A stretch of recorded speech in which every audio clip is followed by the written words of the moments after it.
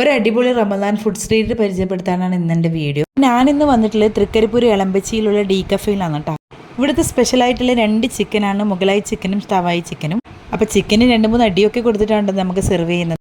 അതും കഴിഞ്ഞ് പിന്നെ അവരുടെ സ്പെഷ്യൽ മസാലയൊക്കെ അതിൽ ചേർക്കുന്നുണ്ട് കേട്ടോ. പിന്നെ ഇവിടുത്തെ മസ്റ്ററി ഐറ്റാണ് ഇവിടുത്തെ ലേസ് ലോഡഡ് ഫ്രൈസ് കേട്ടോ.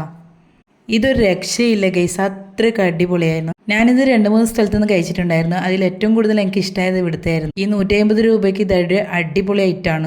ശരിക്കും പറഞ്ഞാൽ 2 പേർക്ക് സുഖമായിട്ട് ഇത് കഴിക്കാട്ടോ. ഇവിടെ ഇത് മാത്രമല്ല കേട്ടോ, പാനിപ്പൂരിയും ചിരണ്ടി ഐസും കുലുക്കി സർവത്തും ലൊട്ടക്കച്ചൊക്കെ അങ്ങനെ വെറൈറ്റി കുറേ ഐറ്റംസ് ഉണ്ട് കേട്ടോ. നമ്മൾ ഇവിടുന്ന് കഴിച്ചത് അപ്പം പൊള്ളിച്ചതായിരുന്നു കേട്ടോ. അതിൻ്റെ കൂടെ മുഗളായി ചിക്കനും കൂടി വാങ്ങിയിരുന്നു. ചിക്കനൊക്കെ സൂപ്പർ ആയിരുന്നു കേട്ടോ.